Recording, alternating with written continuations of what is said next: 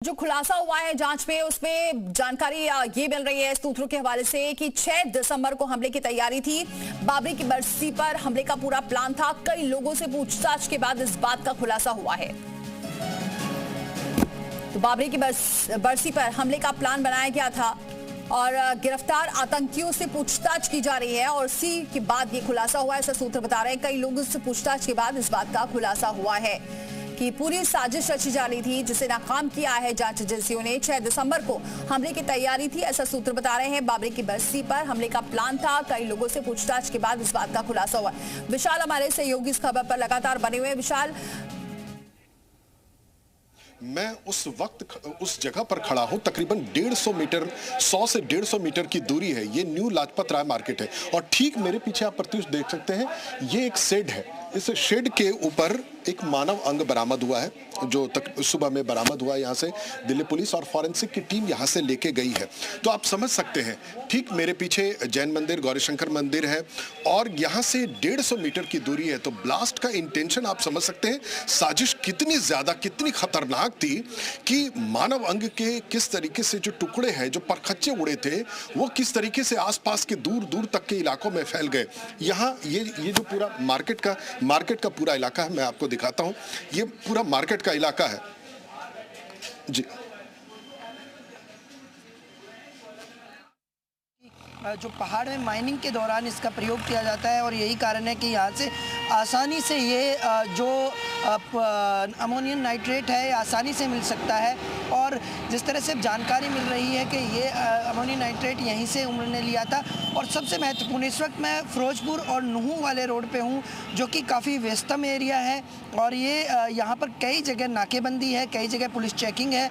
और यही कारण है कि जिस तरह से जो रूट मैप आ रहा है कि उम्र ने मुंबई एक्सप्रेसवे का सहारा लिया, क्योंकि मुंबई एक्सप्रेसवे की कनेक्टिविटी फरीदाबाद और बदरपुर से भी है और सीधा फिरोजपुर जिरका से जो गांव मैं आपको बता रहा हूँ, नादल है, बसई है, ये तमाम ऐसे गांव हैं राजस्थान बॉर्डर से सटे हुए हैं।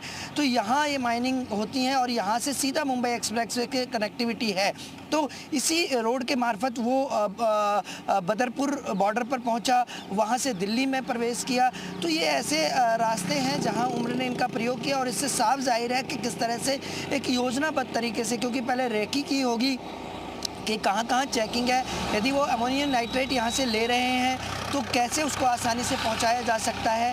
तो ये तमाम ऐसी चीज़ें हैं, एक साजिश के तहत ये पूरी योजनाबद्ध तरीके से नापाक इरादों के साथ ये जो उनके मंसूबे थे उनको कामयाब बनाने के लिए लगातार वो प्रयास कर रहे थे। लेकिन फ़िलहाल अब एक के बाद एक इस पूरे फरीदाबाद मॉड्यूल में जिस तरह से ये चीज़ें निकल कर आ रही हैं, एक के बाद एक परतें खुलती जा रही हैं, तो निश्चित तौर पर कहा जा सकता है कि कितनी बड़ी साजिश थी। क्योंकि छोटी साजिश नहीं थी, जितनी बड़ी मात्रा में धोज से जो अमोनियम नाइट्रेट मिला था वो एक बड़ी बात है और वो नुहू के फिरोजपुर इलाके से लिया गया था। इस तरह की जानकारी आ रही है। दिल्ली की स्पेशल सेल ने भी वहाँ कल छापेमारी की है। तो निश्चित तौर पर अब धीरे धीरे परतें खुलें, धीरे जो परतें हैं वो खुल रही हैं, तमाम जो खुलासे वो हो रहे हैं। और विशाल हमारे साथ लगातार बने। विशाल, सबसे बड़ी बात, एक तरफ तो छापेमारी चल रही है, तमाम लोगों को हिरासत में लिया जा रहा है, कनेक्शंस जो हैं वो खंगाले जा रहे हैं, लेकिन अभी जो सबसे बड़ी बात है, जो डीएनए सैंपल है वो भी मैच कर गया है उमर का उसकी मां के साथ, ऐसा सूत्र बता रहे हैं। इसके अलावा एक और नया वीडियो भी सामने आया, तो बहुत जल्दी और भी बड़े खुलासे हो सकते हैं। तो डीएनए सैंपल जो है वो मैच करने की बात सामने आ चुकी है। उमर का फुटेज भी आ चुका है कि कैसे वो जो है गाड़ी करने के भागा। तो ऐसे में उसके तमाम फुटेज जो है वो सामने आ चुके हैं। इस पूरे मामले में उसकी इन्वॉल्वमेंट और इसके साथ साथ जम्मू कश्मीर हो चाहे तमाम जगहों पर जो छापेमारी कर रही है जांच एजेंसियाँ, ये बिल्कुल साफ कर रहे हैं कि जल्द ही अब जाँच एजेंसियों को जो है इस पूरे मामले को लेकर वर्कआउट जो है वो हो जाएगा, क्योंकि लगातार अब जो पूछताछ का दायरा है वो बढ़ता जा रहा है। और ऐसे में ये कहा जा सकता है कि इस पूछताछ के दायरे को का जैसे जैसे बढ़ना होगा वैसे वैसे इस पूरे मामले की जो गुत्थी है वो सस्ती चली जाएगी। हालांकि ये चीज़ बहुत क्लियर हो गई है कि जैश ए मोहम्मद के लिए तमाम काम करते थे और विस्फोटक इन्होंने इकट्ठा किया था और विस्फोटक इकट्ठा करके उन्होंने इस तरह की बड़ी प्लानिंग की थी। अब चूँकि इसमें कौन इन्वॉल्व है उसके बारे में लगातार जो है तमाम जो मददगार हैं उन तक पहुँचने की कोशिश की है, क्योंकि एक बड़ी चेन है। और जैसा कि बार बार ये जिक्र आ रहा है कि क्या वाकई में जो स्लीपर सेल्स थे वो एक्टिव हो गए हैं और वो इस तरह काम कर रहे हैं। इन सब चीज़ों को लेकर भी अब एक करके तमाम जो जानकारियां हैं वो सामने आ रही हैं और ये कह सकते हैं कि जी की टीम, हरियाणा पुलिस की टीम और तमाम बड़ी जांच एजेंसियां यहां पर मौजूद है। हालांकि आसपास कोई नहीं जाए इसलिए इस पूरे इलाके को, जहां पर आसपास के तमाम जितने घर हैं उसको खाली कराया गया और खेतों में दे सकते हैं कि चारों तरफ हरियाणा पुलिस के लोग तैनात हैं ताकि आसपास कोई नहीं पहुंचे। एफएसएल की टीम यहां पर जांच कर रही है और उसके बाद तैयारी की जा रही है कि लाल रंग की इको स्पोर्ट्स गाड़ी को यहां से ले जाए और इसकी जांच करें। इस गाड़ी के आसपास एक संदिग्ध को भी पुलिस ने गिरफ्तार किया। दरअसल इस लाल रंग के इको स्पोर्ट गाड़ी को छुपाया गया था। क्या जो विस्फोटक की बात कर रही है कि जो विस्फोटक गायब हैं, क्या इसी लाल रंग की गाड़ी में थे? तमाम सवाल को लेकर पुलिस अब जांच में जुटी हुई है। राजू राज, जी मीडिया, फरीदाबाद।